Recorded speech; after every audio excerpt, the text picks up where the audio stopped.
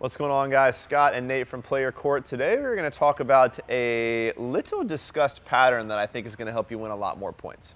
Yeah, we're talking about moving forward here and a bit non-traditional. We have learned through the years, you've all heard it, that when you attack and you're moving into the net, that you want to play down the line. What have you heard? What are the down the line? I mean, like, what is this the does advantages? make sense, right? So we're not saying this isn't always true anymore, but the idea of attacking down the line, it's the shortest distance, right? So if you hit the ball the shortest distance, say I play the ball down the line here from the deuce side, the ball travels a shorter distance, which takes time away from my opponent.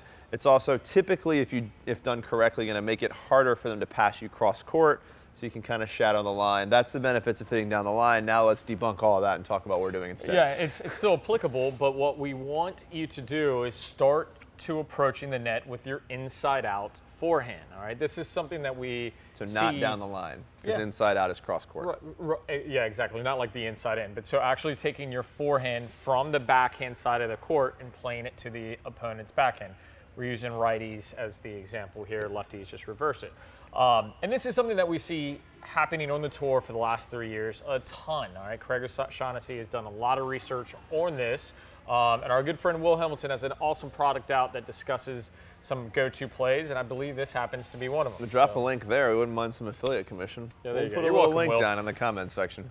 So let's talk about what makes this advantageous. So you're looking, you can see in the picture-in-picture here it being done, but step one is disguise, right? So tell us a little bit about the disguise, Scotty. Yeah, I mean, when you're on the way to the net, the big win here is there's not a clear decision that's being made, right? Your opponent's kind of got to guess which direction you're going, and when you're setting up to hit inside out versus inside in, your body language doesn't look a whole lot different. It's very clear if I step up to a down the line forehand approach shot and step in where I'm going, but with this inside out stance, a lot more disguise, a lot more difficult for your opponents to have any idea what you're doing. They kind of have to guess. It's the biggest advantage of the inside out forehand period, right? Is because until the last second at contact, the opponent doesn't know the direction of the ball. Now, what you could do instead, right, and I think this is where a lot of players are like, yeah, but if I get a ball to my backhand, I'm probably going to chip it and follow it in, or I'm going to drive it and I'm going to come on in. You lose that ability to make your opponent guess. So disguise is huge. The second one is relatively obvious. You're taking your strength. Most people prefer their forehand, and you're playing it to your opponent's weakness. Most people don't prefer their backhand. That's a big one. And probably hitting a bigger ball as a result at the same time. Yep, you're hitting it better because it's your strength. You're taking your sword to their shield. And then the last piece is it makes it difficult for your opponent to hit a great passing shot because your ability to cut off the angles, work off the front foot, and move into a position that makes it tough for them to beat you with the down the line or the cross court. We're going to jump into how to do this and into those specifics now.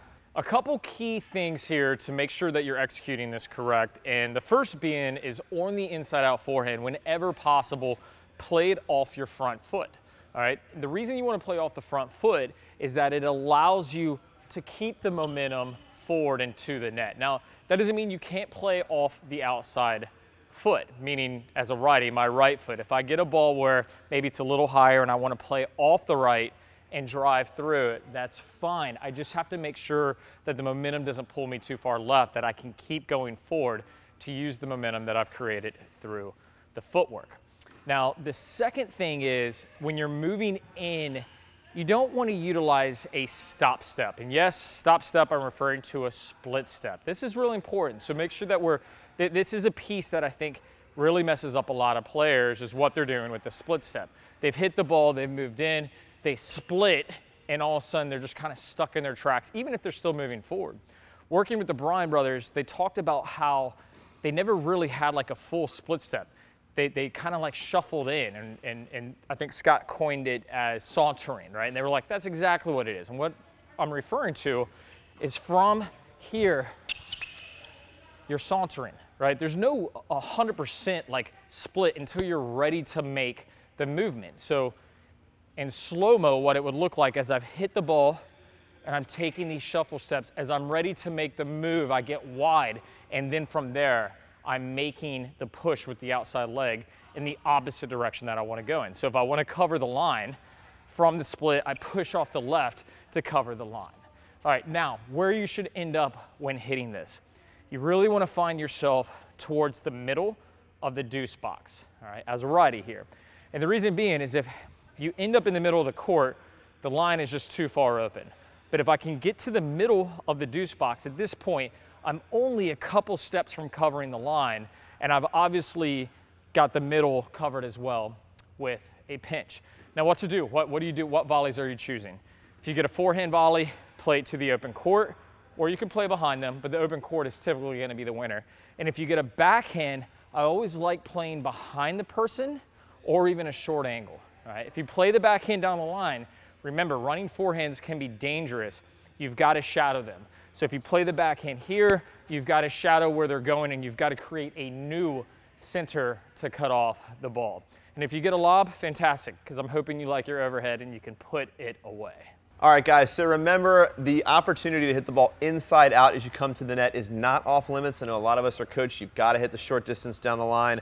When you run around your backhand and you hit this inside out ball cross court to your opponent's weakness, it is a great option. So mix this in to your approaching the net strategy. All right, guys, thanks so much for watching. If you enjoyed today's video, you know the drill. Subscribe, leave your comments. We're always happy to get in there and answer questions. And if you need a tennis buddy, we know the place to do it. Check the link to find evenly matched practice partners you on your court. It. Look at that. He was going to blooper it all up.